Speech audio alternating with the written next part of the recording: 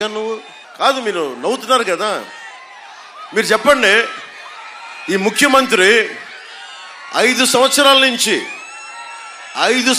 నుంచి బెయిల్ మీద ఉన్న వ్యక్తి. ఇతను 32 కేసులు పైన 39 కేసులు ఉన్న వ్యక్తి 5 సంవత్సరాలు బెయిల్ నుంచి ఉన్నాడు, బెయిల్ మీద తిరుగుతూ ఉన్నాడు.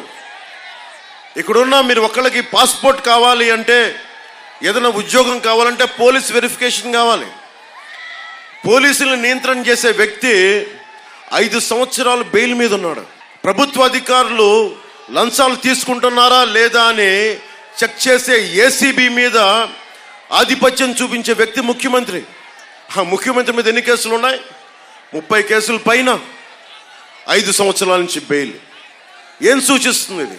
ముఖ్యమంత్రి మనోడా, మన వర్గపోడా, మనోడని కాదు, ముఖ్యమంత్రి స్థానంలో ఉండేవాడు సరైనోడా కాదా అనేది మనం అందరం ఆలోచించాలి.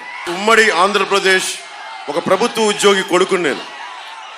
నాకేం స్థాయి ఉంటుంది అంటే, ఒక మనిషి అనుకుంటే సాధించగలడు. నేను పార్టీ ఎందుకు పెట్టానంటే, ఇందాక మన పుట్ట మహేష్ యాదవ్ గారు చెప్పినట్టుగా సినిమాలు చేసుకుంటే నాకు చాలా డబ్బులు, ఈ 5 సంవత్సరాల్లో డబ్బులు సంపాదించా, ట్యాక్సులు కట్టా, నేను ఎవరితో గొడవ పెట్టుకోకర్లా, సజ్జల గారి చేత మాటలనిపించుకోకర్లా, జగన్ గారితో మాటలనిపించుకోకర్లా, వెళ్ళి నేను నమస్కారాలు పెట్టి నా సినిమాకి కొంచెం టికెట్లు రేట్లు పెంచండి అంటే అయిపోయింది. ఎవరితో గొడవలు లేవు. కానీ మీకు ఏమి నచ్చుద్ది? మీకోసం నేను ఖుషీ సినిమాలో ఏ మేరా జహా, ఏ మేరా ఘర్, ఏ మేరా ఆషియా, ఏ మేరీ దునియా, తెరా కామ్ క్యా హై, ఇది సినిమాలో చెప్తే బాగుంటుంది, చప్పట్లు కొడతాం. కానీ నిజ జీవితంలో చెయ్యాలి అంటే ఎంత కష్టమో మీరు నన్ను చూస్తూ ఉన్నారు. ఆ సినిమాలో చెప్పిందే చేస్తున్నా.